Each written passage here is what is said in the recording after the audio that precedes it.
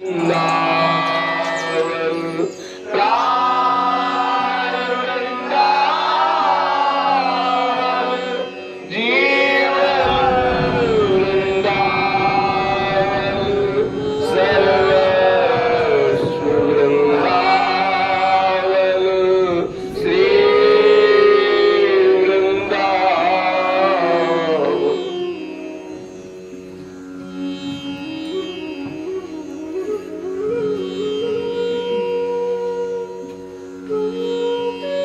राधा वृंदाटव्यामभव्या विदधति न कथं वास्त्रमात्यं च नित्यं ज्ञात्वा सर्वत्र मोक्षावधि न खलु सुखं क्वापि नैवास्ति रम्यम् अत्र त्वानंद सिंधो मधुरतर महासार मूर्ति किशोरौ नित्यान्योन्यामचोरौ स्वनिकट मिलिते वंटतः स्वं रसौघम्। अपार करुणा वाले महापतित पावन वास मात्र से हृदय में अद्भुत प्रेम प्रकाशित करने वाला श्री वृंदावन धाम है। श्री वृंदावन धाम की महिमा का वर्णन करते हुए श्रीपाद प्रबोधानंद जी महाराज कह रहे हैं कि वृंदाटव्याम भव्या विदधति न कथम वास मात्रंच नित्यम। श्रीपाद प्रबोधानंद जी अद्भुत ब्रह्मबोध संपन्न महापुरुष है। मोक्ष सुख का रसास्वादन किए हुए हैं।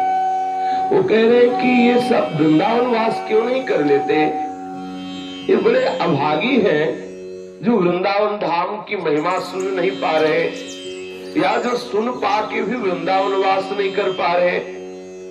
कैसा इनका दुर्भाग्य है कि प्रगट में महामहिमा में परम कृपालु वृंदावन धाम विराजमान है और मनुष्य जन्म मिला ही है परम लाभ प्राप्ति के लिए, फिर भी ये वृंदावन वास नहीं कर पा रहे। अरे भाई, ज्ञात्वा सर्वत्र मोक्षावधि न खलु सुखम क्वापि नैवास्ति रम्य। हमने देखा है, श्रीपाद प्रबोधानंद जी कहते, हमने देखा है, हमें इस बात का ज्ञान है कि जो वृंदावन धाम में महासुख है वो मोक्ष में भी सुख नहीं है। श्रीपाद प्रबोधानंद जी कह रहे हैं कहीं भी विषय सुख की तो बात जाने दो और लोकांतरों के सुख की बात जाने दो, जो अपवर्ग पद है, मोक्ष पद है, उसमें भी वो सुख नहीं है जो वृंदावन धाम में सुख है। मोक्ष की भी आशा अभिलाषा का त्याग करके श्रीधाम वृंदावन का वास स्वीकार करो। क्वापि नैवास्ति रम्यो, कहीं कोई भी सुखद या रमणीय वस्तु नहीं है, मोक्ष तक में भी वो सुख नहीं है। अत्र तो आनंद सिंधुर मधुरतर महा सार मूर्ति किशोरौ नित्यान्योन्याम चोरौ स्वनिकट मिलते वंटतः स्वम रसौघम्। बोले श्री वृंदावन धाम में महान आनंद समुद्र का सार रूप श्री प्रियालाल किशोरो, जो श्री गौरांगी प्रियाजू और नीलमणि श्री लालजू एक दूसरे के चित्त को चुरा रहे हैं। नागरी नव किशोर मिथुन मनस चोर, कह रहे हैं नित्यान्योन्याम चोरौ, नित्य एक दूसरे के मन को चुरा रहे हैं। कौन? बोले जो अत्र तो आनंद सिंधुर मधुरतर महासार मूर्ति किशोरो, जो किशोर अवस्था को प्राप्त युगल सरकार है, जो महा आनंद सिंधु के सार स्वरूप है, वो एक दूसरे को मन को चुराते हैं। कहाँ? बोले इसी श्रीधाम वृंदावन में। ऐसा स्वरूप है कि प्रियाजू का मन श्री लालजू चुरा रहे हैं, लालजू का मन श्री प्रियाजू चुरा रही है, और जो ऐसे वृंदावन धाम में वास करता है, प्रियालाल उसके मन को सहज में चुरा लेते हैं। परस्पर एक दूसरे के मन को चुराने वाले युगल सरकार श्री धाम वृंदावन में वास कर रहे हैं। जो महा आनंद सिंधु के सार रूप है, जो वृंदावन धाम वास करता है, उसके मन को युगल सरकार चुरा लेते हैं और महान रस की राशि समर्पित कर देते हैं। रस की राशि, महान आनंद उसके हृदय में प्रकट हो जाता है। जिसका मन श्री श्यामा श्याम के चरणारविंद में लग गया, उसको अपार सुख का अनुभव होने लगता है। तो यहाँ वृंदावन धाम की कृपा से वृंदावन धाम में सहज में ही युगल सरकार उसके मन को चुरा लेते हैं। अन्यत्र तो मन लगाना पड़ता है प्रभु में, और यहाँ मन चुरा लेते हैं प्रियालाल। प्रियाजू के मन को लालजू चुरा लेते हैं, लालजू के मन को प्रियाजू चुरा लेती है, और वृंदावन वासियों के मन को प्रियालाल चुरा लेते हैं। तो जो वृंदावन वास करता है, उसको प्रियालाल की प्राप्ति के लिए कोई विशेष प्रयास करने की आवश्यकता नहीं है। केवल एक बात की आवश्यकता है कि अन्य विषयों में सुख नहीं है, ये बात समझ लो, और यहाँ तक कि मोक्ष में भी सुख नहीं है, ये बात समझ लो। त्रिभुवन में कहीं भी कोई रमणीय वस्तु नहीं है। बस अगर महासुख का स्वरूप है तो श्री धाम वृंदावन है, क्योंकि वृंदावन में प्रियालाल एक दूसरे के चित्त को चुराते हुए वास मात्र से अद्भुत प्रेम रास प्रदान करने वाले हैं। इसलिए एक बात केवल स्वीकार कर लो कि हम श्री वृंदावन धाम में अखंड वास स्वीकार करते हैं। अखंड वास करेंगे, वृंदावन धाम से बाहर नहीं जाएंगे। तो आप देख लो, यदि आप अभी विषय लालसा का त्याग कर देंगे तो अभी मन चुरा लेंगे। अगर विषय लालसा का त्याग ना करेंगे तो शरीर छूटते छूटते आपका मन रूपी धन तो प्रियालाल चुरा ही लेंगे। आप चिंता मत करो। जिस समय यहाँ कोई शरीर छोड़ता है तो प्रियालाल बहुत करुणामय है, जरूर उसके हृदय देश में पधार जाते हैं। प्रियालाल आ जाते हैं, हृदय देश में आ जाते हैं, क्योंकि उनके महल में शरीर छोड़ रहा है। तो जहाँ हृदय में प्रियालाल आए कि वो श्री प्रियालाल के सहचरी भाव का अधिकारी हो जाता है। अगर जीते जी कहीं मन इस बात से विरक्त हो जाए कि लोक में सुख नहीं, परलोक में सुख नहीं, यहाँ तक कि मोक्ष पद में सुख नहीं, यदि ऐसी बात समझ में आ जाए तो अभी अभी जीते जी आपका मन प्रियालाल चुरा लेंगे और अपार सुख राशि में आपको डुबो देंगे। अपार सुख राशि, अथाह प्रेम रस में, अथाह सुख में आप निमग्न हो जाएंगे। और इस सुख में निमग्न होने का हेतु हुआ अखंड श्री वृंदावन धाम का वास।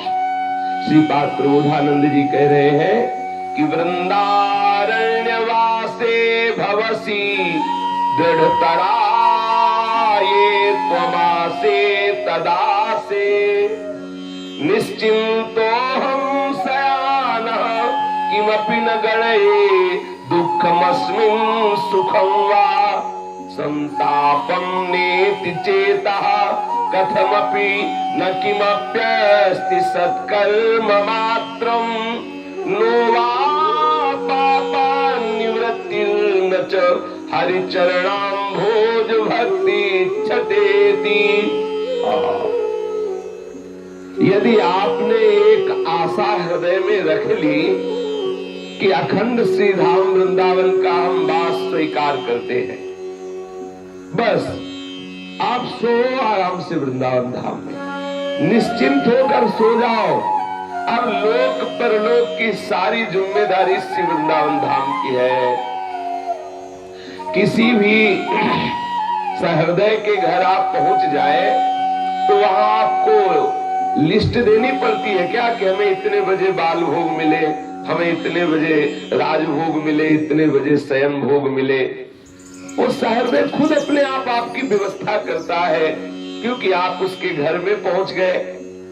जब साधारण धर्म का पालन करने वाला कोई भी अपने घर में आने पर किसी को भूखा प्यासा या उसकी जो भी आवश्यकता है वो प्राणपण से पूरी करने की चेष्टा करता है कि न भूखा रहे, न प्यासा रहे, न इसकी कोई आस अधूरी रह जाए, क्योंकि हमारे घर आया है। और यदि कोई वृंदावन धाम में आ जाए तो सर्व समर्थ वृंदावन धाम उसकी आशा कैसे अधूरी रहने देगा। श्रीपाद प्रबोधानंद जी कह रहे हैं यदि ये बात आपके हृदय में आ जाए कि अब हम अखंड श्रीधाम वृंदावन वास स्वीकार करते हैं, तो कोई गणना नहीं, इस बात को स्वीकार करते ही आपके हृदय में ऐसी दिव्य स्थिति आने लगेगी कि क्या सुख क्या दुख इसकी परवाह नहीं रह जाएगी।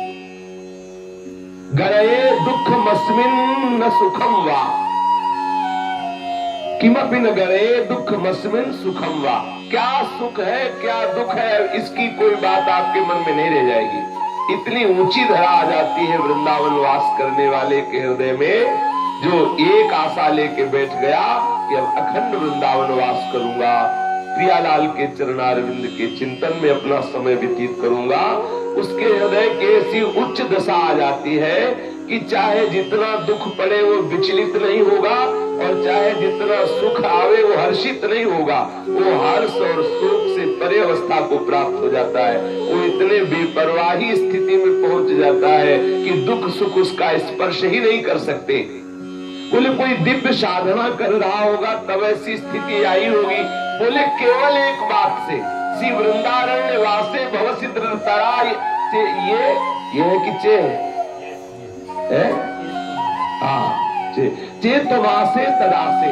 बोले जिसने ये दृढ़ आशा कर ली है कि श्री वृंदावन धाम में अखंड वास करूंगा, बहुत ध्यान देने की बात है, जिसने ये दृढ़ अपने हृदय में निष्ठा प्रकट कर ली, भाव कर लिया कि चाहे प्राण निकल जाए अब हम श्रीधाम वृंदावन से बाहर नहीं जाएंगे, हम वृंदावन धाम का वास स्वीकार करते हैं, तो आपसे अगर कोई भयंकर असत्कर्म भी बन जाए, लेस मात्र भी सत्कर्म न हो, कोई असत्कर्म बन जाए, या बोले कि नोवा पापान निवृत्ति, आपके पापाचरण की प्रवृत्ति बनी हुई है, आप पाप करने का जो राग है उसको त्याग नहीं पा रहे, आप पाप की निवृत्ति नहीं कर पा रहे। देखो कितनी बड़ी बात है।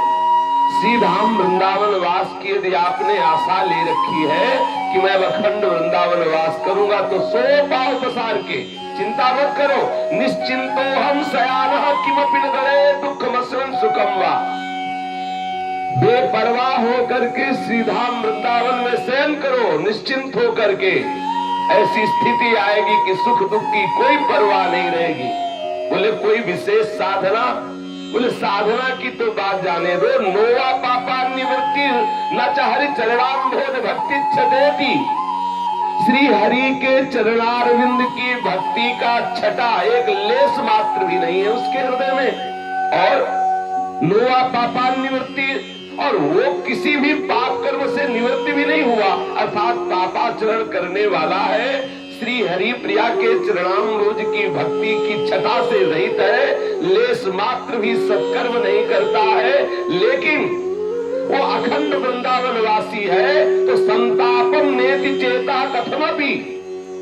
ये सब होने पर भी उसके हृदय में संताप कैसे हो सकता है? इतनी बड़ी बात कह दी। पाप करने वाले के हृदय में कभी शीतलता नहीं हो सकती, उसका हृदय जलता रहता है। ये जो सोचता हो कि अधर्म आचरण करने से सुख की प्राप्ति होती है, तो जो अधर्म आचरण करता है वो रात दिन हर समय जलता रहता है, क्योंकि धर्म विरुद्ध आचरण करने पर उसके हृदय में कभी शांति नहीं आ सकती। जो भगवान का बनाया हुआ विधान है उसको जलाता है। लेकिन आश्चर्य की बात, जो पापी भी है, लेस मात्र हरि के चरणारविंद की भक्ति भी नहीं है और लेस मात्र भी सत्कर्म नहीं करता है, ऐसा भी पुरुष यदि श्रीधाम वृंदावन का वास स्वीकार कर ले, तो ना तो पाप की सामर्थ्य है, ना किसी असत कर्म की सामर्थ्य है कि उसके हृदय में संताप पैदा कर सके। संतापम नेति चेता कथमपि, कैसे पैदा कर सकता है संताप? क्यों? क्योंकि श्री वृंदारण्य वासे भवसि दृढ़ तरा। उसने दृढ़ ये निष्ठा कर ली कि मैं अखंड वृंदावन वासी हूँ, तो निश्चिंतो हम शयानः। फिर तो 100 पांव पसार के कोई तुम्हारा बाल बाका नहीं कर सकता। पाप करने पर भी ताप उसके हृदय में नहीं होगा, असत कर्म करने पर भी अब ताप नहीं होगा। क्यों? यद्यपि शरीर रोगी है लेकिन अस्पताल में पहुंच चुका है, अब ग्लूकोज चढ़ रहा है, इंजेक्शन लग रहे, दवा चले, चिंता की बात नहीं, आराम से पढ़ो। अब वो सब डॉक्टर कंपाउंडर संभालेंगे। उसका भाव जो यहाँ प्रकट हो रहा है वो ये है कि यदि आप इतने बढ़िया अस्पताल में आ गए हो, अब चिंता मत करो, तो 100 पाव पसार के कब ग्लूकोज चढ़ाना है, कब खून चढ़ाना है, कब कौन सा इंजेक्शन देना है, कब टेबलेट देना है, ये सब डॉक्टर और कंपाउंडर के विषय की बात है। आप तो निश्चिंत हो, हमसे आना, आप सो निश्चिंत हो करके, क्योंकि कभी भी त्रिकाल में ऐसा नहीं हो सकता कि पाप कर्म करने वाला शांति से सो सके, कभी नहीं हो सकता, ऐसा हो ही नहीं सकता। कभी ऐसा नहीं हो सकता कि श्री हरि के चरणारविंद की भक्ति उसके हृदय में ना हो और वो चैन प्राप्त कर सके। तब लगी कुशल न जीव कहूं सपने हूं मन विश्राम, जब लगी भजत राम कहूं शोक धाम तज का। फिर ऐसा श्रीपाद प्रबोधानंद जी क्यों कह रहे हैं?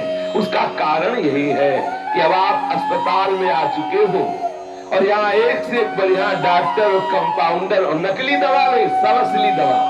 हाँ, यहाँ नकली दवा नहीं है कि दवा खाते रहो लाभ नहीं होगा, ऐसा भी नहीं है। असली दवा है और सर्वज्ञ डॉक्टर है और अल्ट्रासाउंड की जरूरत नहीं है, दृष्टि मात्र से पूरा रोग का पता चल जाता है।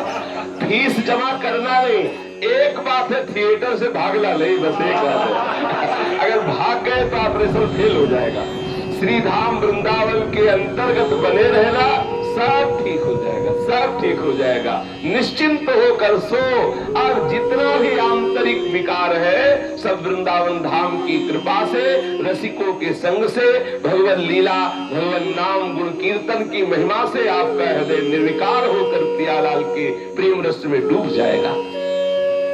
श्री वृंदारण्य मन्ये तव रजसी लुठच्छादिदेहं च धन्यः, नान्यद्राढ्यं चतुर्भिः श्रुतिमुखर मृखैः श्रीभुजैर्वा वृणाय, धन्यासौ यावराकी त्वयैव सति सुनीलाहमन्यत्र मन्ये, लक्ष्मी हस्तावलंब प्रणय वरवधूप्यतधूतात्म तत्त्वम्।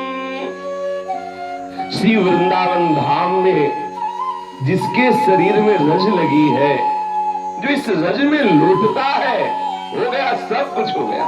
जो इस रज में वास कर रहा है, जिसके शरीर पर वृंदावन धाम की रज लगी हुई है, जो इस रज में लौटता है, तो श्री वृंदारण्य मन्ये तव रजसि लुठच्छादिदेहं च धन्यः, वो धन्य हो गया। श्रीपाद प्रबोधानंद जी कह रहे हैं ये मेरी मान्यता है, मैं ऐसा मानता हूं कि जो श्रीधाम वृंदावन की रज में वास करता है, जो श्रीधाम वृंदावन की रज में लौटता है, जिसके शरीर पर श्रीधाम वृंदावन की रज लगी हुई है, बोले च धन्यः, वो धन्य हो गया। धन्य होना नहीं है, धन्य हो गया। बड़ी अद्भुत महिमा श्रीधाम वृंदावन की है। ये नहीं देखना कि पापी है वृंदावन धाम में रहता है, पापी है तो क्या हुआ, रहता तो वृंदावन धाम में, सब ठीक हो जाएगा। पाप की सत्ता नहीं और श्रीधाम वृंदावन की सत्ता है, असत की सत्ता नहीं है। ये जो अज्ञानी लोग होते हैं असत की सत्ता रखते हैं और सत को गौर कर देते हैं। ये अज्ञानी जन के अरे राधे राधे बोलता है, ऐसा करता है, तो वो जो करता है उसकी सत्ता नहीं, लेकिन राधे राधे की सत्ता है। जो भागवतिक महापुरुष होते हैं वो ये बात देखते हैं कि जीवन भर पाप करता रहा या पापमय है, लेकिन ये भगवान नाम लेने लगा, हो गया काम, क्योंकि उस पाप की सत्ता नहीं है और नाम की सत्ता है, धाम की सत्ता है, असत क्रियाओं की सत्ता नहीं है। ये संसारिक जन जो होते हैं असत क्रियाओं की सत्ता समझते हैं, बोले देखो साधु है और ये करता है, ये करता है, उस जो करता है उसकी सत्ता नहीं है, लेकिन वो साधु है इसकी सत्ता है, वो श्रीधाम वृंदावन में है इसकी सत्ता है। बोले देखो भागवत पढ़ता है, गीता पढ़ता है, रामायण पढ़ता है और ये ऐसा करता है, तो जो करता वो दिखाई दे रहा है उसकी सत्ता नहीं है, और जो भागवत है, गीता है, रामायण इसकी सत्ता है। जिसकी सत्ता है वो छा जाएगा और जिसकी सत्ता नहीं है वो रहेगा ही नहीं। बिल्कुल दृढ़ भाव रखिए, इन पाप असत क्रियाओं की, असत चिंतन की, असत भावनाओं की सत्ता नहीं है। जिस दिन ये बात आपकी समझ में आ जाएगी उसी दिन आप जीवन मुक्त हो जाएंगे। ये जो अज्ञानी जन है वो ये बातें कहते रहते हैं कि अरे ये सब कुछ हुआ, बाबा जी बन गए, भजन करते, वृंदावन धाम वास करते, ठाकुर दर्शन करते, परिक्रमा करते, लेकिन बस वो एक दो बातें जो लेकिन में है उनकी छाप लगा के सब मिटिया मिट कर दिया। बोले इससे कुछ नहीं होगा, मतलब धाम की महिमा कुछ नहीं, नाम की महिमा कुछ नहीं, परिक्रमा की महिमा नहीं, ठाकुर दर्शन की महिमा नहीं, रज में वास करने की महिमा नहीं। हाँ, उसके कुछ अनंत जन्मों के स्वभाव संस्कार गलत आचरण है, बस उस आचरण की सत्ता है। मतलब वो असत का महत्व देने वाला है, इसी से समझ लीजिए, वो असत का महत्व देने वाला है, सत का महत्व देने वाला नहीं है, इसीलिए उसका कल्याण नहीं होगा। और किसका? जो कर रहा है उसका नहीं, जो कह रहा है उसका, क्योंकि वो असत का महत्व देने वाला है।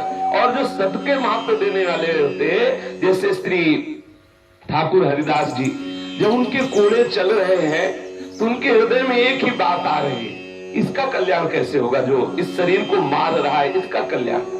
इस शरीर को मार रहा है इसलिए उसके प्रति दया नहीं, वो हरिनाम का विरोधी है, इसलिए सोच रहे हैं कि जिससे कल्याण होता है वो हरिनाम का विरोध कर, इसका कल्याण कैसे होगा? ये सोच ही रहे थे कि उसके मुख से निकला हरि बोल कहता है, और थोड़ा बात तो हरिदास जी को नाचने का मन हुआ। क्यों?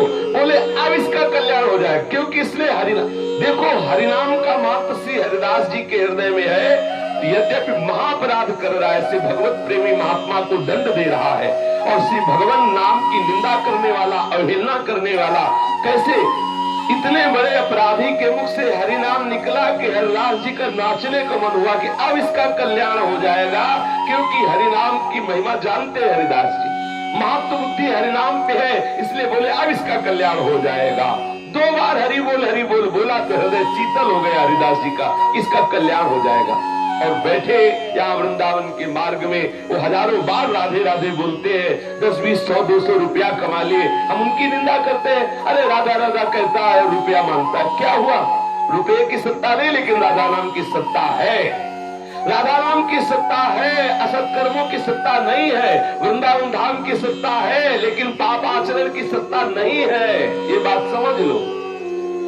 अभी उसके हृदय में अंधकार छाया, इसलिए ऐसी क्रियाएं हो रही। जिस दिन वृंदावन का प्रकाश होगा, तो प्रकाश होने में कोई समय थोड़ी लगता है, हजारों वर्ष का अंधकार 1 सेकंड में दूर होता है, 1 सेकंड में प्रकाश हुआ, तत्काल अंधकार। ये थोड़ी कि 1000 वर्ष का अंधकार 1000 वर्ष में दूर होगा, नहीं, प्रकाश होते ही तत्काल अंधकार का नाश, अनंत जन्मों का ज्ञान एक क्षण में नष्ट हो जाएगा। श्रीधाम वृंदावन का वास स्वीकार कर लो, वृंदावन की रज में लौटो।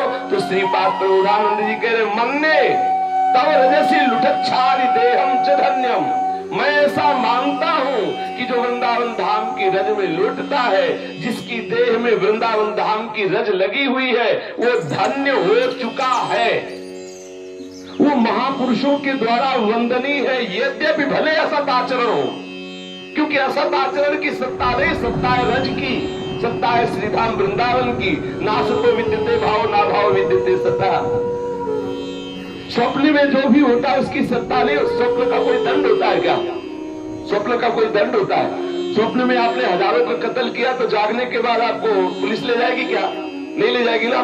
तो ये जो आप सो रहे हो, मोह निशा सब सो जाना, इसका कोई दंड है क्या? इसीलिए वो ठाकुर जी बड़ी चतुराई से कह रहे हैं, बोले आप पीछे सुदुराचारो भजते बाबल, ये पोल है ठाकुर जी की। हाँ, ये ठाकुर जी की पोल है।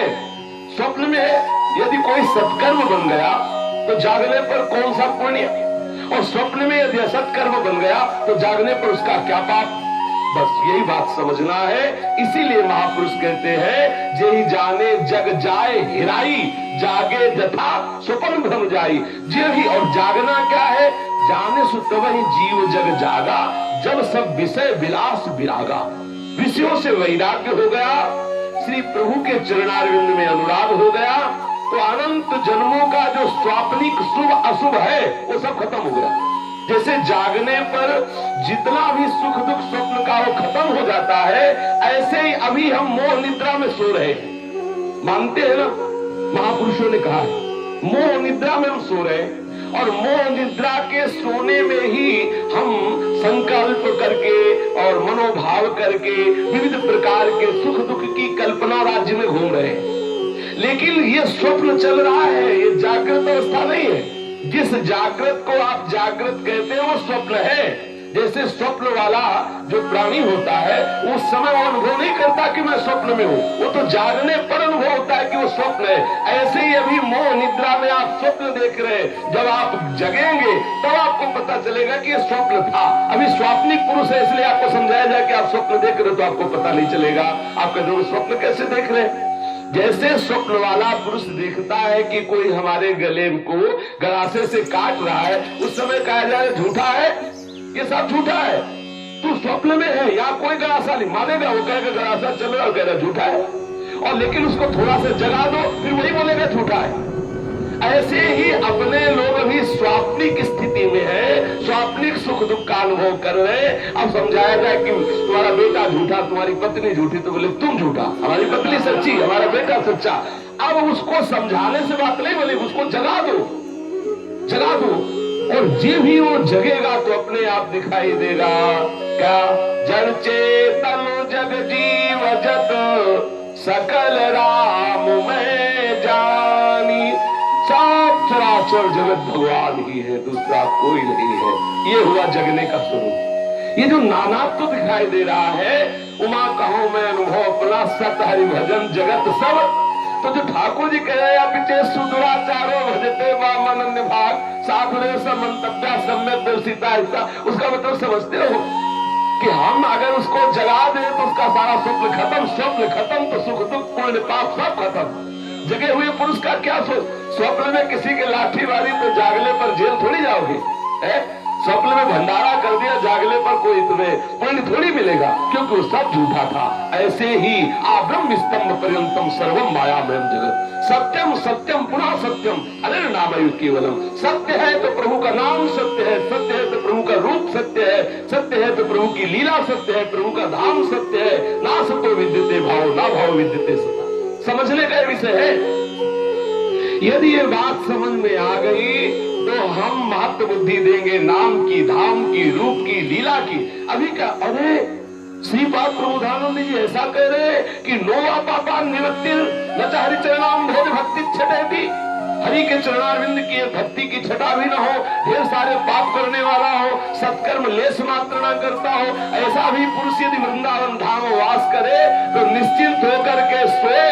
अब सांसारिक सुख दुख की ताकत नहीं कि उसके हृदय में संताप पैदा कर सके। संतापम नेति चेता कथमपि, कैसे कोई उसके हृदय में संताप पैदा कर सकता है?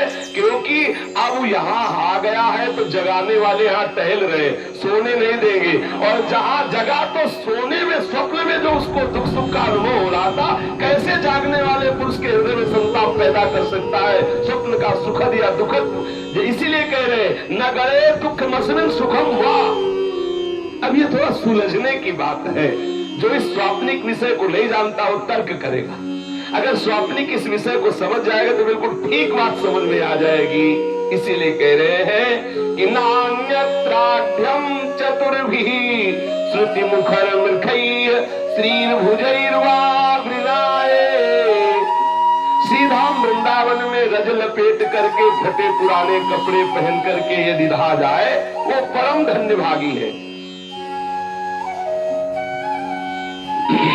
वो धन्यवाद का पात्र है।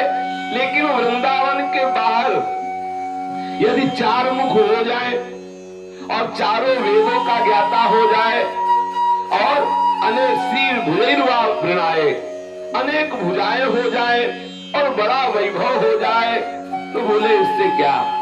क्यों? ये सब स्वप्न में है। ब्रह्मलोक कहाँ है? स्वप्न में है। स्वर्गलोक कहाँ है? स्वप्न में तो है, जागृत में थोड़ी है। अगर ये बात समझ में आ गई तो समझ लो भगवान श्री कृष्ण इशारे से कह रहे त्रैगुण विषया वेदा निस्त्रैगुण भगवान। ये जो निस्त्रैगुण स्थिति है, यह है जागना। इसीलिए कह रहे त्रैगुण विषया वेदा निस्त्रैगुण भगवान, अर्थात वेदातीत अवस्था को प्राप्त करो। वेदातीत अवस्था है जगी हुई अवस्था, और वेद भी स्वप्न का ही प्रतिपादन कर रहे हैं। इसीलिए भगवान आदेश करते त्रिगुण विषया वेदा निस्त्रिगुण। इसीलिए श्रीमन नारद जी कह रहे हैं कि वेदांत संन्यस्त सावच्छिन्न अनुरागम लभते। इसीलिए भगवान ब्रह्मा जी ने कहा है कि वेद रूपी रस्सी से बांधकर प्राणी रूपी पशु को सदैव अधीन रखा जाता है। अगर ये बात सुलझ गई, समझ में, बस यही है कि सोई जाले जे देव जलाई और जालत तुम्हें हो जाए। अगर ये बात जानना है तो एक ही है जो जगा सकते हैं, वो है सदगुरु स्वरूप प्रभु श्री हरि। वो जगा दे जिसको, जहां जग गया तो यही जाले जग जाए हिराई, जागे जथा स्वरूप जाए। बिल्कुल सत्य मानिए। इसी आधार पर ये श्रीपाद प्रबोधानंद जी कह रहे कि तुम कैसे हो इसकी कोई बात नहीं, तुम श्रीधाम वृंदावन में वास करो। श्रीधाम वृंदावन तीनों लोकों से परे है, श्रीधाम वृंदावन तीनों गुणों से परे है, श्रीधाम वृंदावन चिदानंदमय है। हाँ, हमें जरूर ये दिखाई दे रहा है त्रिगुणात्मक, क्योंकि हमारी वृत्ति त्रिगुण से युक्त है इसलिए दिखाई, लेकिन हमें ना दिखाई दे तो ऐसा थोड़ी उस वस्तु की सत्ता नहीं। हमें प्रभु नहीं दिखाई देते इसका मतलब थोड़ी कि प्रभु है नहीं। हमें मन नहीं दिखाई दे रहा तो इसके मतलब थोड़ी कि कोई ये कहता है कि मेरे मन नहीं है। सब कहते हैं मेरे मन है, किसको मन दिखाई दिया? अगर आप देखने पर ही सत्य मानते हैं तो आज तक आपने अपने को नहीं देखा, फिर भी आप अपनी सत्ता मानते हैं। आपने मन को नहीं देखा, फिर भी आप अपने मन की सत्ता मानते हैं कि है मन। ऐसे ही मान लो कि जगत नहीं है, प्रभु है। तुम्हारे देखने से तो ही होता। बोले हमें तो नहीं दिखाई दे रहे, तो मन को किसने देखा? और सब कहते हैं आज हमारा मन बड़ा प्रसन्न है, आज हमारा मन नहीं लग रहा। इसका मतलब मन को स्वीकार करते। देखा है मन को? बिना देखे मानते हो सत्ता की नहीं। और आप अपनी भी अपने को देखा क्या? बोले लोग तो शीशा से देखते हैं, वो तो पांच भौतिक शरीर देखते हैं। अपने को देखा कभी? बिना देखे आप अपनी सत्ता स्वीकार करते हैं, बिना देखे मन की सत्ता स्वीकार करते हैं, तो बिना देखे आप प्रभु की सत्ता क्यों स्वीकार नहीं करते? आप धाम की सत्ता स्वीकार करें। इन पाप पुण्य आदि की सत्ता नहीं है, असत क्रियाओं की सत्ता नहीं है। जो इनकी सत्ता देखता है, देता है, वही पिटता है। खास बात है, पिटाई उसी की होती जो इसकी सत्ता दे। भूत नहीं है, भूत है, लेकिन आपने सत्ता दे रखी भूत, तो एक कदम आगे पैर नहीं बढ़ा सकते। वो तुम्हें रोमांच करवा देगा, हो सकता है लोग शंका भी करवा दे। वो तो भय है, घबरा गया। और यद्यपि वहां भूत वगैरह कुछ नहीं, केवल झूठ है। सत्ता से ही तो तुम्हें भय का अनुभव हो रहा है। अब भूत तुम्हें हो गया, सत्ता दे दी तो उसी से हो गया। अब एक रस्सी पड़ी है टेढ़ी मेढ़ी, अंधेरे में हमने सत्ता दे दी सांप, तो रोम रोम खड़ा हो गया, हृदय दहल गया। और यद्यपि वहां कुछ नहीं है, भयभीत करने वाली कोई वस्तु नहीं है, लेकिन हम एक कदम आगे नहीं बढ़ सकते, क्योंकि सांप, जब तक हमें बोध नहीं होगा कि सांप नहीं है तो रस्सी है, और रस्सी का बोध होते ही सांप नाम की न सत्ता पहले थी, न है, न रहेगी। ऐसे ही जगत नाम की, भय नाम की, मृत्यु नाम की, पाप नाम की, पुण्य नाम की न कोई सत्ता थी, न है, न रहेगी। जिस समय आपको सच्चिदानंद में श्री कृष्ण वास्तविक ज्ञान में आ जाएंगे तो केवल वही है, उन्हीं की सत्ता है। इसीलिए वो कह रहे ना सुतो विद्यते भाव, ना भाव विद्यते सत्ता। नान्यत्राठ्यम चतुर्भिः श्रुति मुखर मृखैः श्री भुजैर्वावृणाये। बोले वृंदावन के बाहर यदि भगवान हमें चार मुख वाला ब्रह्मा बना दे, चारों वेद कंठस्थ हो जाए और बहुत सी भुजाएं प्रकट कर दे और बड़ा वैभव प्रकट हो जाए, तो भी मैं धन्यासौ या वराकी तो वसति सुनी ना हम अन्यत्र मन्ने। वृंदावन धाम के कुत्ता कुतिया से बढ़कर वो नहीं है। अब आश्चर्य की बात है, श्रीपाद प्रबोधानंद जी कह रहे हैं कि श्रीधाम वृंदावन की रज में जो लौटता है, श्रीधाम वृंदावन के रज को जो शरीर पे लगाता है, उसे हम मानते हैं कि वो परम धन्य है। और वृंदावन के बाहर यदि वो चार मुख वाला हो जाए, चारों वेदों को स्वाध्याय करने वाला हो जाए, बहुत सी भुजाएं हो जाए, बहुत सा ऐश्वर्य हो जाए, तो भी हम वृंदावन के उस कुत्ता कुतिया से उसको श्रेष्ठ नहीं समझते जो बाहर ऐसा वैभव वाला है। क्योंकि वृंदावन धाम की सत्ता है, और जिसकी सत्ता है उसमें जो वास कर रहा है, इस रज में जो वास कर रहा है, जिसके शरीर में रज उड़ के लगती है, जिसके आसपास भगवत प्रेमी महात्मा जन रहते हैं, उनकी महिमा का वर्णन कैसे किया जा सकता है। धन्यासौ या वराकी तो वसति सुनी ना हम अन्यत्र मन्ये। श्री वृंदावन धाम में वास करने वाले जो कुत्ता है, कुतिया है, उनकी महिमा है, वो धन्यवाद के पात्र है, वो महा महिमा में। लेकिन अन्य जो बाहर रहते हैं बोले लक्ष्मी हस्तावलंब प्रणय वरवधूभ्य तद्भूतात्म तत्वाम, बोले बाहर लक्ष्मी जी हाथ पकड़ करके चले, जैसे मानो उसकी ऐसी पत्नी हो, ऐसा ऐश्वर्य वैभव हो जैसा लक्ष्मी जी का वैभव, जैसा लक्ष्मी जी का सौंदर्य है, ऐसा पुरुष वृंदावन के बाहर रहता तो बोले हम वृंदावन के सामने उसको तिनके के समान भी नहीं समझते, कुछ नहीं समझते। श्रीपाद प्रबोधानंद जी कह रहे साक्षात लक्ष्मी जैसी सुंदरी स्त्री हो, लक्ष्मी जैसा वैभव हो, ऐश्वर्य हो, महिमा हो, मानो लक्ष्मी जी हाथ पकड़ के चले तो उसकी क्या महिमा होगी, ऐसा उसके पास वैभव हो तो भी हम वृंदावन के तिनके के बराबर उसको नहीं समझते हैं। वृंदावन की तिनके की बराबरी वो नहीं कर सकता, वृंदावन के कुत्ते की बराबरी वो नहीं कर सकता जो श्रीधाम वृंदावन से बाहर ऐसा रहता है। क्यों? ये धाम है प्रियालाल का, निज महल है, इसकी सत्ता है, इसको संसार से नहीं मिलाया जा सकता। एक कालातीत त्रिगुणातीत प्रेम स्वरूप धाम प्रियालाल का निज महल है, इसमें वास करने की कितनी अद्भुत महिमा है। यत्र श्री कृष्ण चंदे स्मित रुचिर रुचिरे चक्षुराधाय राधा रक्तेन्द्रौ मंद मंदम रणयति मुरली मुल्लसद्रो महर्षे। अब बता रहे हैं कि हम ऐसा क्यों बोल रहे हैं।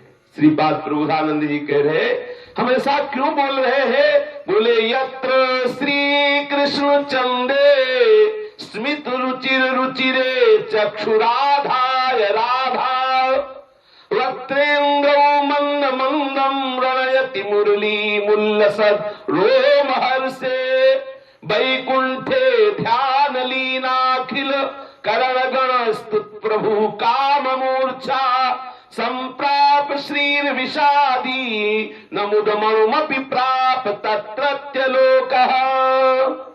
क्योंकि यहां श्रीधाम वृंदावन में मंद मंद मुस्कुराते हुए पुलकित श्री अंग वाले श्री कृष्णचंद्र जू श्री राधाजू के श्री मुख चंद्र की ओर टकटकी लगाए हुए देख रहे हैं। श्रीपाद प्रबोधानंद जी कह रहे मैं जो ऐसा बोल रहा हूं कि वृंदावन धाम के कुत्ता कुतिया की बराबरी भी वो नहीं कर सकता, जिसके पास ऐसी महिमा हो, लक्ष्मी जैसी पत्नी, लक्ष्मी का अपार वैभव और चार मुख हो, हजारों भुजाएं हो और वेद कंठस्थ हो, हम उसको वृंदावन के कुत्ता कुतिया की बराबरी भी नहीं दे सकते। क्योंकि धन्यासो यो वराकी तो वसति सुनी ना हम अन्यत्र मंडे। क्यों ऐसा बोल रहे हैं श्रीपाद? बोले इसलिए कि यत्र श्री कृष्ण चंद्रे स्मत रुचिर रुचिरे चक्षु राधाय राधा, जहां स्वयं अखिल लोक चूड़ामणि सौंदर्य माधुर्य निधि प्रभु श्री कृष्ण मंद मंद मुस्कुराते हुए टकटक एकाग्र नैनों से, अपलक नैनों से, निर्निमेष नैनों से श्री प्यारी जू के श्री मुखचंद्र का दर्शन कर रहे हैं। अगर एक पलक झपक जाए तो कितना वियोग का अनुभव होता है श्री लालजू को। एक पद में श्री हरिवंश महाप्रभु वर्णन कर रहे हैं, कहा कहो इन नैनन की बात, कहा कहो इन नैनन की बात, ये अली प्रिया बदल अम्बुज रस, ये अली प्रिया बदल अम्बुज रस, ये अली प्रिया बदल अम्बुज रस, ये अली प्रिया बदल अम्बुज रस, अटके अनंत न जात, अटके अनंत न जात, कहा कहो इन नैनन की बात, कहा कहो इन नैनन की बात, जब जब रुकत पलक संपुट लट, जब जब रुकत पलक संपुट लट, अति आतुर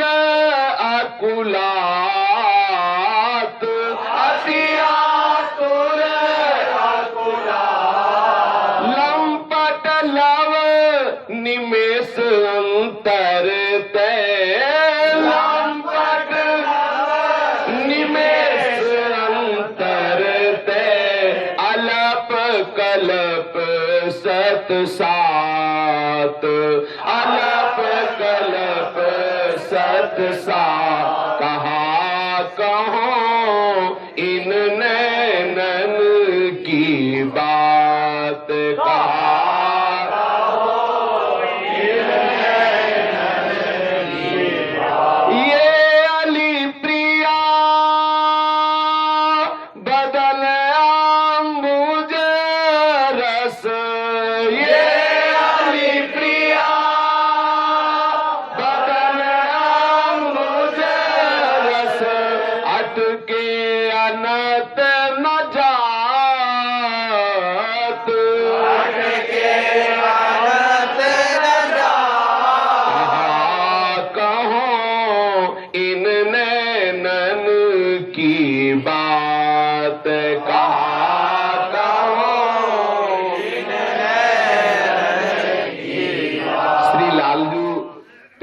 सजने से कह रहे सखी क्या आपको कैसे बताऊं, अपने नेत्रों की बात हम कैसे बताऊं। ये अली प्रिया बदन अंबुज रस, प्रिया रूपी प्रियाजू का जो श्री मुखारविंद है वो कमल है, जो मेरे नेत्र हैं वो भ्रमर है, अली भ्रमर है। ये मेरे नेत्र रूपी भ्रमर श्री प्रियाजू के मुखारविंद में ऐसे अटक गए हैं कि अनंत न जा, कहीं और नहीं जा सकते हैं। ये प्रिया बदन अंबुज रस, श्री प्रियाजू के श्री मुखारविंद में, प्रियाजू के मुख कमल में ऐसी रस माधुरी है कि मेरे नेत्र रूपी भ्रमर उस रस माधुरी को पी करके उन्मत्त हो गए, अब ये कहीं जा नहीं सकते। एक पलक झपकने के समय के लिए भी नहीं जा सकते। कभी अचानक यदि पलक झपक जाए, जब जब रुकत पलक संपुट लट अति आतुर कुलार, कभी ऐसा हो गया कि पलक झपक गई, इतने मात्र में, पलक झपकने मात्र से इतनी महान व्याकुलता लालजू के हृदय में प्रकट होती है कि 700 कल्प के वियोग का दुख लालजू को एक निमेष में अनुभव में आता है। पलक झपक गई इतने में, जितना किसी बहुत बड़े प्रेमी को 700 कल्प के वियोग का दुख होता है, 700 कल्प तक अपने प्यारे से वियोग में रहना पड़े, इतना जो दुख होता है वो एक निमेष में लालजू को दुख हो जाता है। एक निमेष पलक झपकने मात्र के समय में लालजू को दुख हो जाता है। इतना महाप्रेम सी लाडली लाल में है। अंसन पर भुज दिए विलोकत, इंदु बदन विवियोर, करत पान रस मत परस्पर लोचन त्रसित चकोर। इसीलिए श्रीपाद प्रबोधानंद जी कह रहे हैं, यत श्री कृष्ण चंदे स्मित रुचि रुचिरे चक्षु राधाए राधा। जहां आनंद सिंधु श्री कृष्ण चंद्र अपने नेत्रों को श्री राधा मुखारविंद में लगाए हुए हैं। कैसे? बोले मंद मंद मुस्कुरा रहे हैं, मंद मंद मुस्कुराते हुए मुरली से मंद मंद स्वर से राधा राधा राधा ऐसा उच्चारण करते जा रहे हैं और बिना पलक झपे टकटकी लगाए हुए निर्निमेष नयनों से लाडली जो के मुखारविंद के रस का पान कर रहे हैं। श्री प्रियाजू के श्री मुख चंद्र का चकोर की भांति श्री लालजू अपने नेत्रों से पान कर रहे हैं और अधरों पर मंद मंद मुस्कुराते हुए श्री मुरली से राधा राधा राधा ऐसा उच्चारण कर रहे हैं। कैसी सुंदर झांकी है। श्री लाडलीजू विराजमान है। श्री लालजू एकटक श्री लाडलीजू के श्री मुखचंद्र का दर्शन कर रहे हैं। दर्शन में ऐसा अद्भुत आनंद प्रकट हो रहा है। लालजू पुलकित हो रहे हैं। रोम रोम श्री लालजू का खड़ा है। पुलकित शरीर वाले श्री लालजू मंद मंद मुस्कुराते हुए मंद मंद स्वर से राधा राधा नाम उच्चारण कर रहे हैं बंसी में, और प्यारी जो विराजमान। आहा, सुंदर कदम्ब का वृक्ष है। कदम्ब वृक्ष के नीचे सुंदर सुंदर पुष्प बिछे हुए हैं। उस पुष्प चौकी पे श्री लालजू खड़े हैं। ललित त्रिभंगी लालजू प्यारी जू की तरफ आहा चकोर की भांति प्रिया बदन छवि चंद्र मनो प्रीतम नयन चकोर। आहा, तू मुख चंद्र चकोर ये नैना।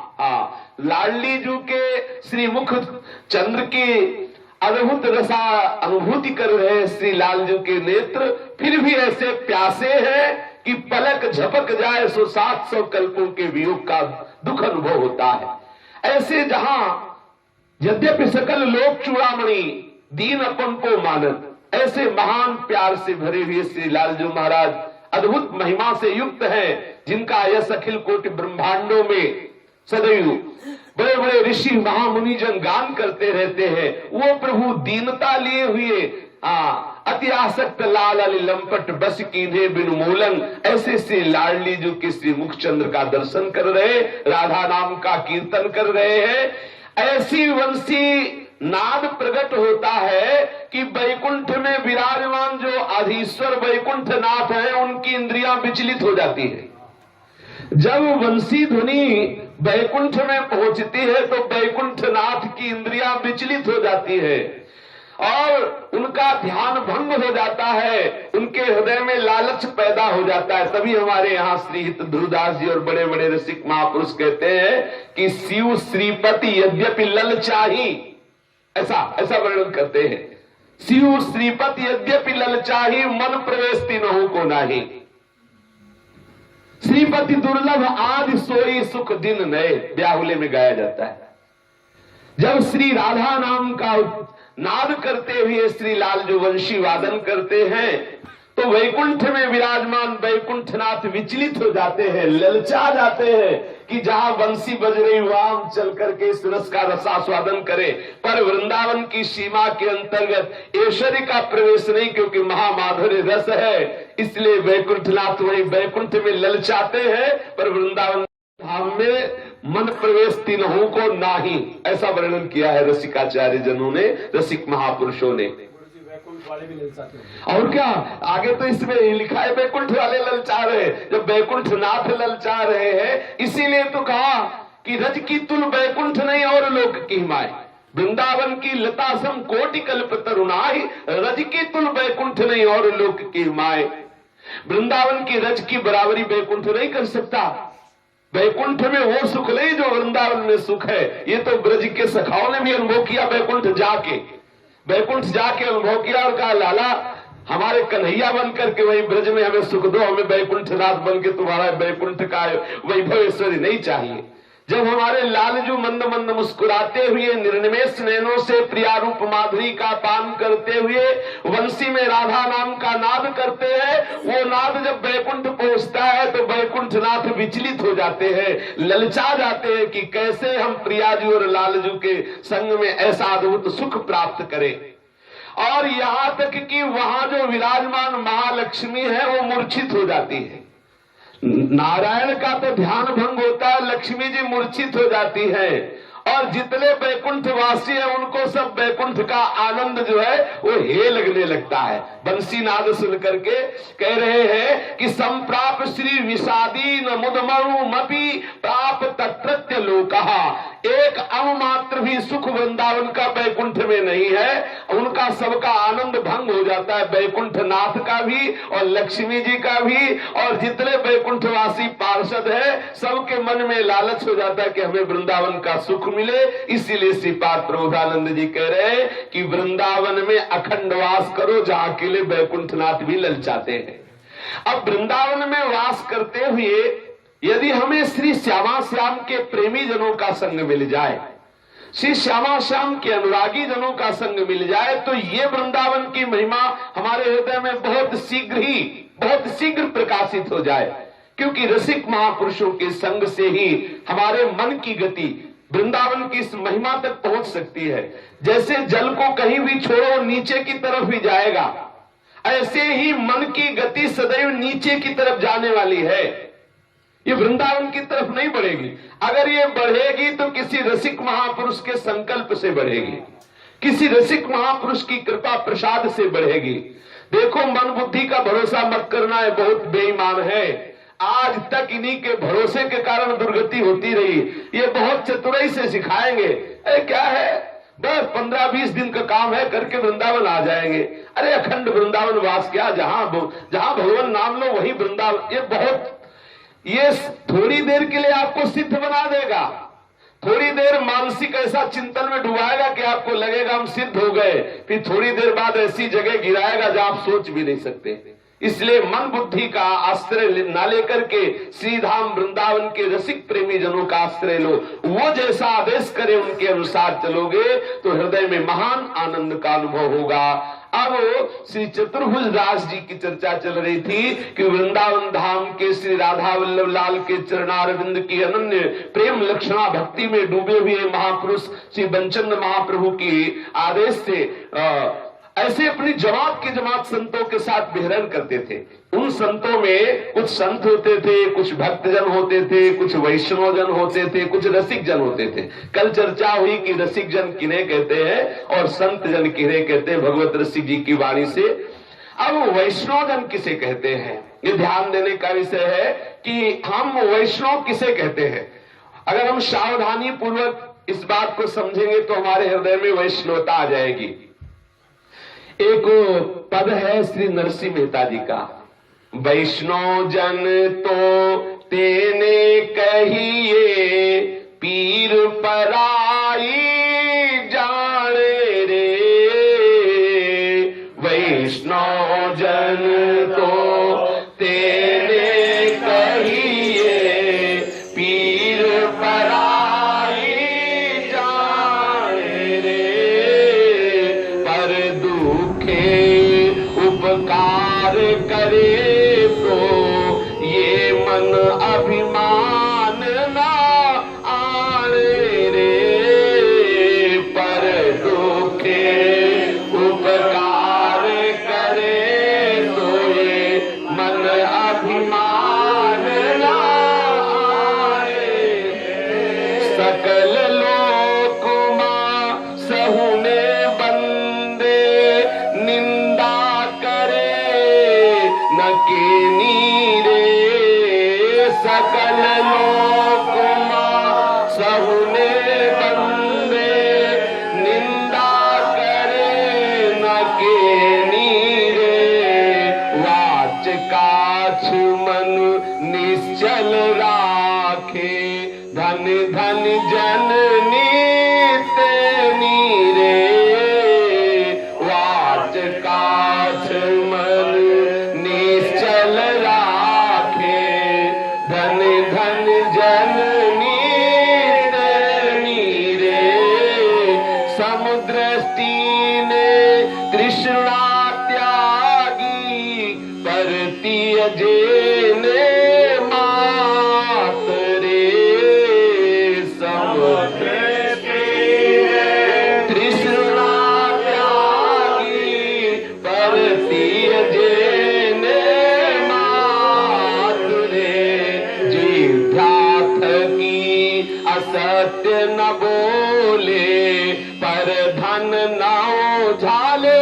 हाथ रे, जिभ्रात की असत्य न बोले पर धन नाओ झाले हाथ रे, वैष्णव जन तो तेरे कहिए पीर पराई जाने रे, वैष्णव जन तो तेरे कहिए पीर पराई जाने, मोह माया व्याप नहीं जेने दृढ़ विराग जेना मन मारे, मोह माया व्यापे नहीं जेने दृढ़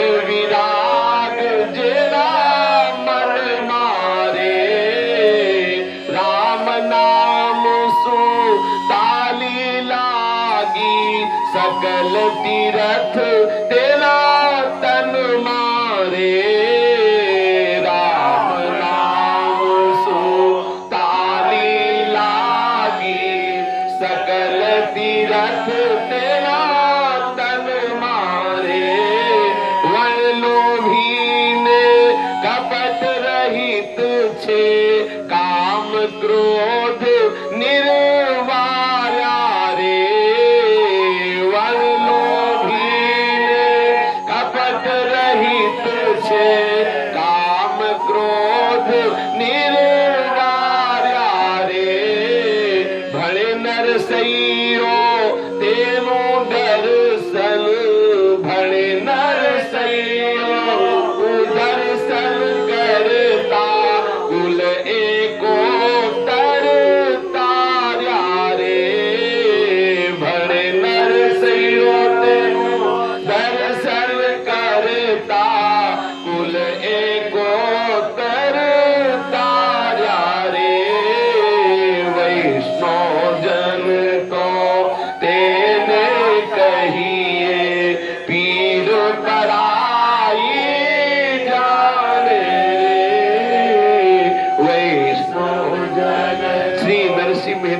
कह रहे हैं वैष्णव जन तो तेने कहिए पीर पराई जाने रे। वैष्णव जन वही है जो दूसरे के दुख को देख करके हृदय में महान ताप प्रकट हो जाए उसके दुख निवारण के लिए। कहीं किसी को तनिक भी दुखी देखा तो हृदय द्रवित हो गया, इसके दुख का कैसे निवारण हो इस बात में से उसके हृदय में पीड़ा प्रकट हो गई। श्री गोस्वामी तुलसीदास जी ने इसी बात को कहा है कि संत हृदय नवनीत समाना, कहा कविन पर कहे न जाना, निज परिताप द्रवै नवनीता, पर दुख द्रवै सो संत। वही संत महापुरुष है जो दूसरे के दुख को देख करके हृदय में बहुत दुखी हो जाए और उसके हृदय की ऐसी वृत्ति हो जाए कि कैसे उसके दुख का निवारण हो। पूज्य भाई जी महाराज और पूज्य श्री राधा बाबा श्री कनक बिहारी ठाकुर जी के दर्शन करने अयोध्या धाम जा रहे थे। जब ही अयोध्या में प्रवेश हुए तो बाहर देखा राधा बाबा ने कि सरयू के किनारे एक घोड़ा कई जगह से घायल और तड़पड़ा रहा है, कौवे नोच रहे हैं, जिंदा उसके ऊपर बैठ के कौवे खा रहे हैं और सब देख देख के लोग जा रहे थे कनक बिहारी भगवान के दर्शन करने आए कि घोड़ा गधा को देखे यहाँ। लेकिन देखो श्री पूज्य राधा बाबा ने देखा, गए, अब मौन रहते थे, बोले किसी से नहीं, सब आगे निकल गए, अपना अचला उतारा, पूरे शरीर में उसके उड़ा दिया और उसका सर लेके अपनी गोद में रखा और दुलार कर ले गए और भगवत स्मरण करते हुए बैठे। अब वहां सब पीछे देखा, राधा बाबा ने भाई जी से कहा कि भाई जी राधा बाबा नहीं दिखाई दे रहे। बोले पीछे देखो। जब गए तो आंसू चल रहे थे और उस घोड़े के सर को गोद में लिए दुलार कर रहे थे और अपना ऊपरी वस्त्र उस पे उड़ाए हुए थे। सबने कहा भाई जी इंतजार कर रहे हैं, चलो कनक बिहारी जी के दर्शन करने। बोले जब तक इसका शरीर नहीं छूटेगा तब तक हम यहाँ से नहीं जाएंगे। इसको जिंदा कौवे नोच रहे, जब तक शरीर नहीं छूटेगा हम यहाँ से नहीं जा सकते। ऐसे दुलार करते रहे, फिर सब वापस आ गए, कीर्तन शुरू हो गया। देखो संतों की महिमा, कीर्तन शुरू होते ही कुछ ही देर बाद उसके प्राण निकल गए और वो परम धाम श्री लाल बिहारी की सेवा में पहुंच गया। इसलिए संतों का स्वभाव वर्णन करते हुए नरसिंह मेहता जी कहते हैं कि जो देखो एक बार वो एकनाथ जी का चरित्र आता है कि गंगोत्री से गंगा जल लेकर के रामेश्वर चढ़ाने के लिए ले जा रहे थे और लोग हर हर महादेव करके पैदल कितनी दूर यात्रा, और रामेश्वर जी नजदीक ही रह गए थे तो देखा कि एक गधा बड़ी जीभा निकाले हुए और ऐसा आर्तनाद कर रहा है और लग रहा है कि प्यास के कारण इसका शरीर छूटने वाला है। सब देख रहे थे, किसी किसी सहृदय के मन में आता भी था कि क्या पिला दे क्या, तो अंदर आती बात की अरे भाई गंगोत्री से जल लाए और सामने रामेश्वर जी विराजमान, उनमें चढ़ा के गधे के मुंह में डाले तो सारी मेहनतें बेकार जाएगी। लेकिन एकनाथ जी ने जे भी देखा दौड़ के गए, उस गधे के सर को गोद में उठाया और पूरा घड़ा भर गंगा जल था सब पिला दिया। और जो भी पिलाया तो देखा वहां गधा तो उठा ले रामेश्वर ठाकुर जी विराजमान थे। वो सब वहां तो श्री विग्रह में चढ़ा रहे होंगे, लिंग में जल चढ़ा रहे होंगे और यहाँ तो साक्षात महादेव ने उनका पान किया जल। जिसके हृदय में जीवों के प्रति ऐसी भावना हो, अपने सुख की चाह है तभी तो जल नहीं पिला पा रहे। अगर उनके सुख की चाह आई तो देखो भूल गए कि हमें रामेश्वर जी में चढ़ाना है और सही रामेश्वर तो चराचर जगत में विराजमान जो प्रभु है उनको सुख पहुंचाना है। नरसिंह मेहता जी कहते वैष्णव वही है जो दूसरे के दुख को देख करके द्रवित हो जाए, कैसे इसका दुख दूर हो, पर दुखे उपकार करे।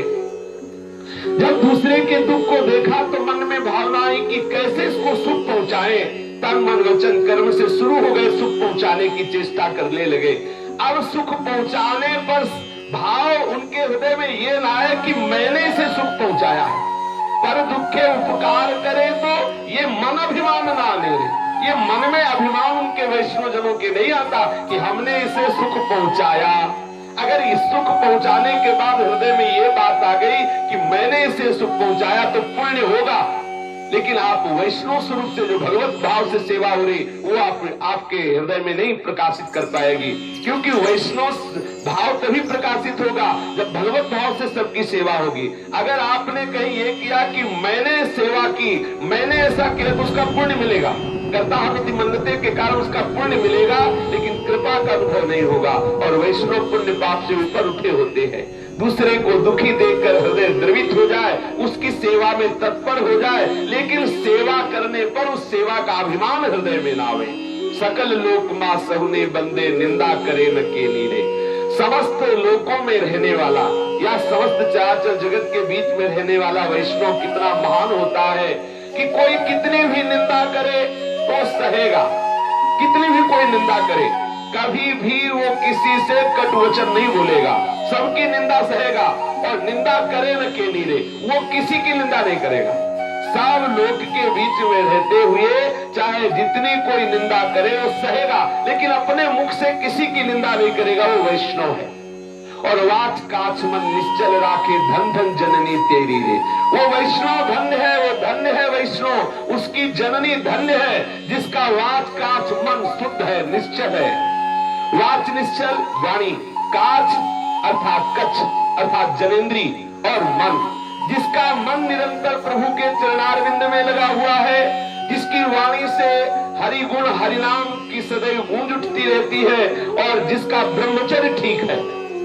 काच माने जनेन्द्री, जो ब्रह्मचारी अर्थात जो जनेन्द्री को पवित्र रखता है। गृहस्थ है तो एक पत्नी व्रत, और नहीं तो पवित्र भाव से जो रहता है, जिसकी वाणी प्रियालाल के जस में डूबी रहती है, जो ब्रह्मचर्य धारण करता है, जो मन से संकल्प विकल्प संसार का ना करके श्री प्रियालाल के चरणारविंद का चिंतन करता है, धन्य है, उसकी मां को धन्य है, वो वैष्णव परम धन्य है। समदृष्टि, वह फिर वैष्णव का क्या गुण? समदृष्टि ने, वो समदृष्टि वाला होता है। और तृष्णा त्यागी, उसके हृदय में भोगे हुए विषय के पुनः भोगने की तृष्णा नहीं होती। अगर तृष्णा होती तो तृष्णा हरिवंश सुजस रसलम पट श्री हरिवंश कर्म करनम। तृष्णा होती हाँ हरि राधा वह वृंदावन सा सहचरी, वृंदावन धाम में सहचरियों के मध्य में विराजमान प्रिया प्रीतम के जस गाने की तृष्णा होती है। किसी भोगों पर, किसी विषयों के प्रति जो विशेष भोगे हुए विषय है, उनको पुनः भोगने की जो लालसा होती है उसे तृष्णा कहते हैं। वैष्णव के हृदय में तृष्णा नहीं होती, समदृष्टि वाला होता है और तृष्णा त्यागी होता है। परतीय जेने मातरे, और दूसरे की जो स्त्री है उसे माता के समान भाव में रखता है। मोह गया व्यापे नहीं जेने, दृढ़ विराग जेना मन मारे। जिभ्या की असत्य न बोले, परधर न उजाले हाथ रे। बोलते बोलते वो चाहे जितनी दूर बोले, जिभ्या थक जाए चाहे बोलते बोलते, लेकिन उसकी वाणी में असत्य नहीं आएगा। ये वैष्णव की पहचान है। जिभ्या से वो चाहे घंटों वार्ता करता रहे, उसकी वाणी में असत्य नहीं आएगा, क्योंकि वो बोलेगा ही प्रियालाल की चर्चा, हरिजस गान करेगा।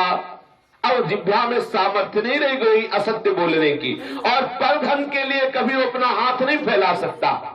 मोह माया उसके हृदय में कभी व्याप्त नहीं सकती। वो दृढ़ वैरागी होता है, उसके मन में दृढ़ वैरागी होता है। राम नाम सु ताली लागी, सकल तीर्थ तेरा तन में। प्रभु के नाम में ऐसी तन्मयता हो गई है जिसके हृदय में प्रभु के नाम की हर समय आवृत्ति होती रहती है। एक एक वृत्ति नाम में डूबी हुई है, अर्थात मानसिक जिसका नाम चल रहा है, जिह्वा से नाम उच्चारण हो रहा है, वो तीर्थ स्वरूप हो जाता है। सारे तीर्थ उसके तन में वास करते हैं। वही वैष्णव है जिसकी जिह्वा के अग्रभाग पर नाम विराजमान है, और जिसके मन में नाम विराजमान है, जिसके मन में जिसकी जबान पे नाम विराजमान, वो वैष्णव तीर्थ स्वरूप हो जाता है। सारे तीर्थ उसके शरीर में वास करते। वर लोभी ने कपट रहित छे काम क्रोध निर्वाराधे। बोले वो कपट रहित होता है, वो लोभ रहित होता है, वो काम क्रोध को दूर कर दिया है। वो वैष्णव जो नरसिंह जी कहते हैं, ऐसा वैष्णव है, उसके हम दर्शन करने के लिए ललचाते हैं। वो अपने कुल की 21 पीढ़ियों को तार देता है। जो भगवत भजन में तन्मय रहता है, ऐसे वैष्णव जनों को सदैव दर्शन करता है, उसकी भी 21 पीढ़ियां तर जाती है। नरसिंह जी कहते हैं, मैं ऐसे वैष्णव का दर्शन करता हूं, जो ऐसे वैष्णव जन है उनकी तो 21 पीढ़ियां तरी जाती है। जो ऐसे वैष्णवों का दर्शन करता है उसकी भी 21 पीढ़ियां तर जाती है।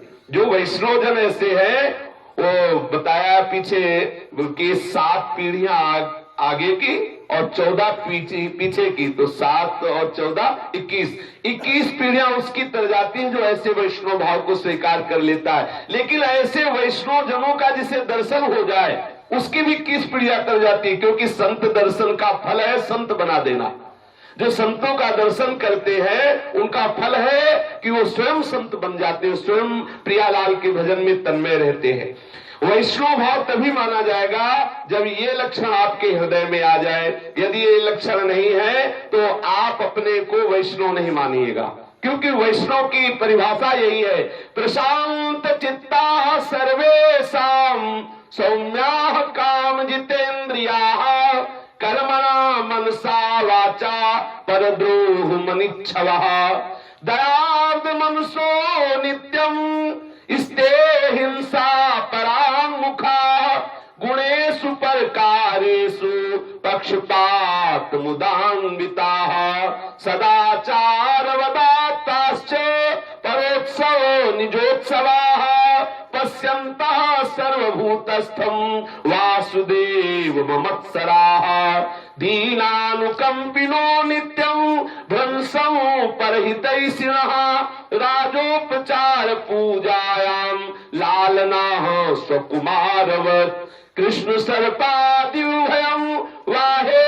परिचरन्ति ये विषये स्वविवेकानां या प्रीतिरुपजायते वितन्वते हितां प्रीतिं शतकोटि गुणां हरौ इति भावनया कृतावधाना प्रणमन्तः सततं च कीर्तयन्तः हरिमाब्जवन्द्य पादपद्मं प्रभजन्तस्तृणवज्जगज्जनेषु उपकृति कुशला जगत्स्वजस्रं परकुशलानि निजानि मन्यमानाः अपि परिभावेन दयार्दाः शिवमनसः खलु वैष्णवाः प्रसिद्धाः।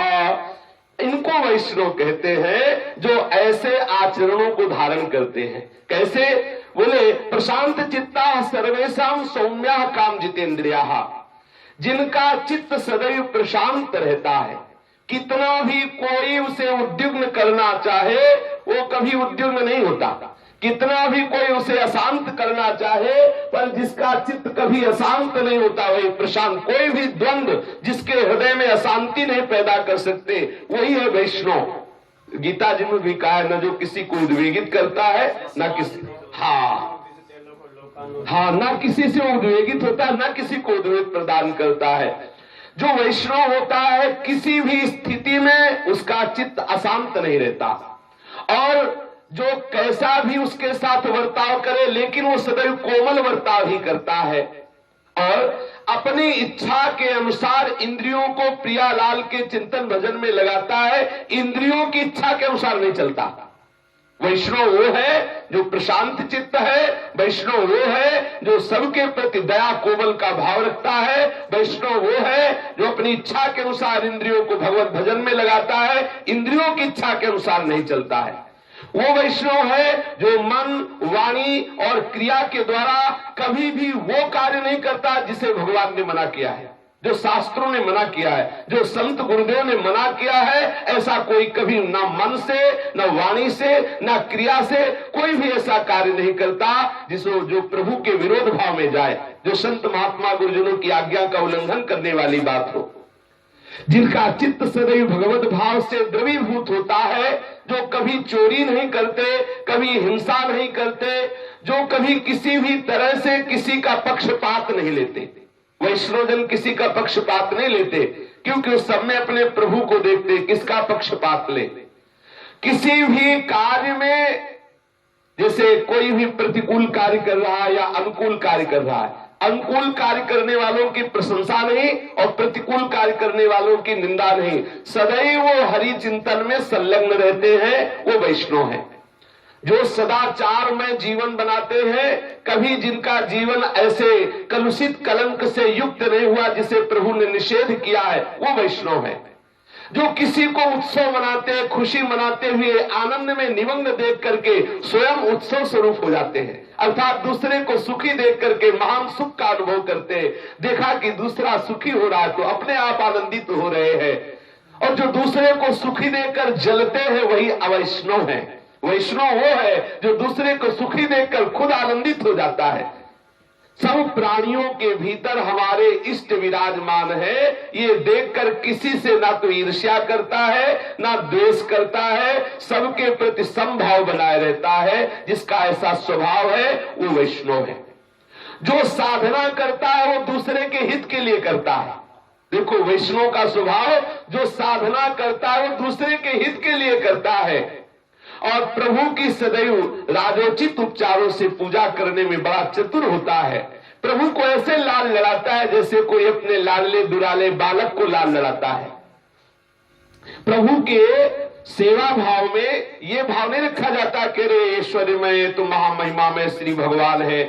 उसके हृदय में भाव रहता है कि लालना स्वकुमारवत, ऐसा लालन दुलार करता है जैसे हमारा बेटा हो, छोटा बच्चा हो, ऐसे प्रभु को प्यार किया जाता है। वो वैष्णव है जो प्रभु को अपने बालक वत लाल लड़ाता है। अति सुकुमार लाडले हैं, इनको सुख पहुंचाना है।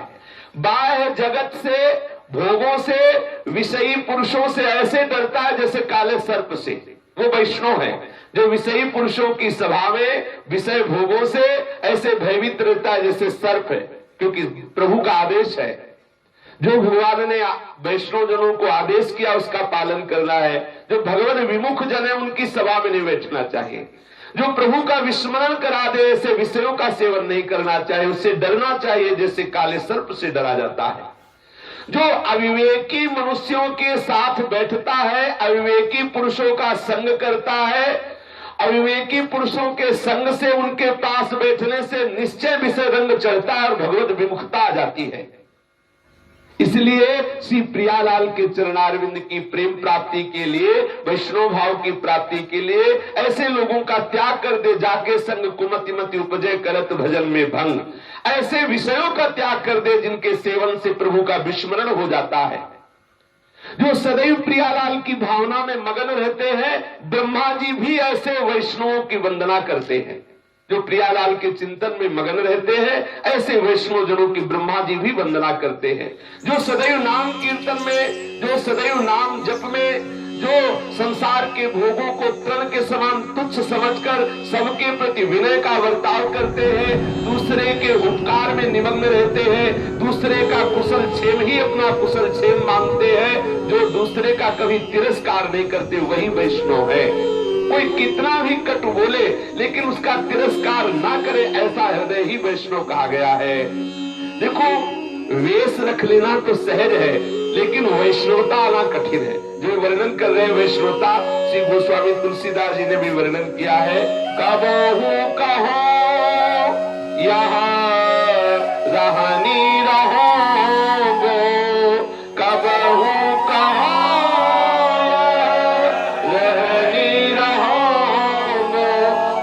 रघुनाथ कृपालु कृपाते संत स्वभाव गहो। श्री रघुनाथ कृपालु कृपाते संत स्वभाव गहो। कबहू कहो यह रहनी रहोगो, कबहू कहो यह रहनी रहोगो। जथा लाभ संतोष सदा काहू सो कछु न चाहोगो। जथा लाभ संतोष सदा काहू सो कछु न चाहोगो। परहित निरत निरंतर मन क्रम वचन नेम निभोगो। परहित निरत निरंतर मन क्रम वचन नेम निभोगो। कबहू कहो या रहनी रहोगो, कबहू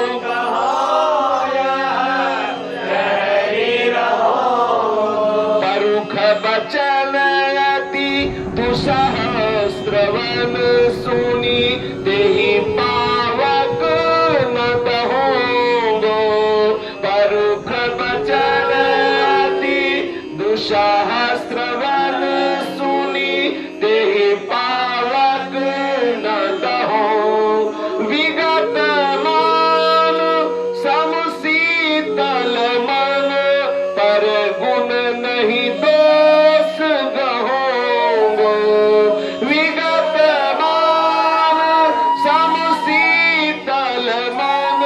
पर गुण नहीं दोष गहोगो।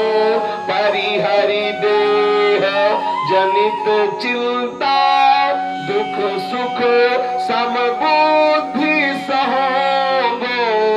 परिहरि जनित चिंता दुख सुख समबुद्धि सहोगो। तुलसीदास प्रभु यही पथ रही अविचल हरि भक्ति लहोगो। तुलसीदास प्रभु यही पथ रही अविचल हरि भक्ति लहोगो। कबहु कहो यही रहनी रहोगो। कबहु कहो कभी क्या ऐसी रहनी से हम रह पाएंगे? वो स्वामी तुलसीदास जी कह रहे कैसी रहनी? बोले साधु की रहनी है, ये संत की रहनी है। क्या? श्री हरि की कृपा से, श्री रघुनाथ जी की कृपा से स्वभाव आता है, ये साधु स्वभाव आता है। वेश है, यदि साधु स्वभाव नहीं है तो बात नहीं बनी। वेश साधु का है और साधु स्वभाव नहीं बनी तो बात नहीं बनी। और कुबेश किए कुबेश साधु सन्मानो जिन जग जावंत हनुमानो। यदि कुबेश है लेकिन हृदय साधु स्वभाव से युक्त हो गया तो जगत उसका सम्मान करता है। यदि वेश साधु का है और स्वभाव रहनी साधु की नहीं है तो बात नहीं बनी। तो साधु की रहनी क्या है? बोले जथा लाभ संतोष सदा काहू सो कछु न चाहोगो। जथा लाभ, श्री हरि की कृपा से जैसे भी जो कुछ प्राप्त हो जाए उसी से संतोष कर ले, कभी किसी से कुछ चाहे ना, कभी किसी से कुछ मांगे ना, कुछ न चाहे।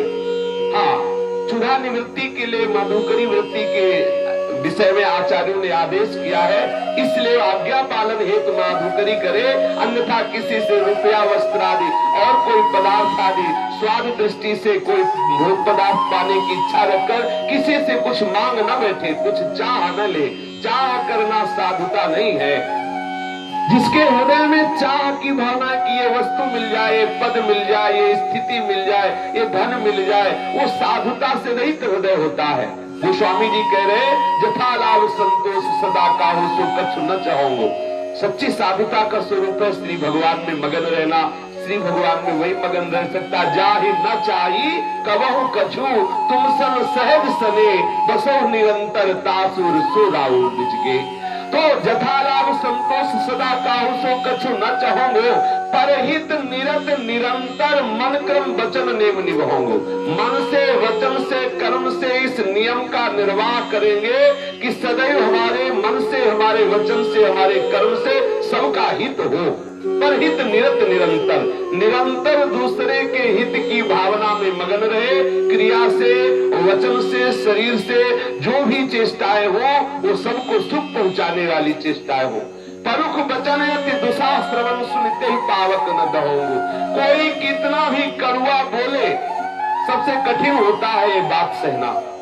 कोई हमें पीट दे तो सह जाएंगे, उतना मतलब कष्ट नहीं होगा, लेकिन कोई कड़वा बोल दे और वो भी कोई अपना जन कड़वा बोल दे, सबसे कठिन जाति अपमान। कोई अपना कड़वा बोल दे वो हृदय में बाण की तरह खड़कता रहता है। लेकिन जो वैष्णव जन है, जो संत जन है, जो साधु जन है, उनका हृदय भगवत भजन से इतना पुष्ट हो जाता है कि कोई कितना कड़वे बाण वचन रूपी मारे तो भी उसके हृदय में चोट नहीं लगती। परुख वचन अति दुषा श्रवण सुनी ते ही पावक न दहोगो। हमारे हृदय में कभी भी क्लेश का अनुभव ना होने पावे, चाहे कोई कितना निंदा करे, चाहे कितनी कड़वी बात कह जाए, चाहे कितना कोई गाली दे जाए, लेकिन हृदय शीतल बना रहे। हृदय शीतल तभी बना रह सकता है जब वृंदावनेश्वरी के चरणारविंद सदैव हृदय में विराजमान रहे, सदैव प्रियालाल के चरणारविंद का चिंतन होता रहे, तो किसी भी कट वचन निंदा अपमान का प्रभाव हृदय में नहीं पहुंच सकता। विगत मान जो साधु स्वभाव है वो कैसा है? बोले मान रहित स्वभाव होता है उनका। जहां मान हो वहां न जाना चाहिए। संत स्वभाव के लिए महापुरुषों ने वर्णन किया है कि जो भरी सभा में अपमानित किया जाए और उसको किंचन मात्र क्षोभ न हो, वो हृदय संत कहा जाता है। भरी सभा में अपमानित किया जाए और हृदय में किंचन मात्र क्षोभ न हो, उसे संत हृदय कहते हैं।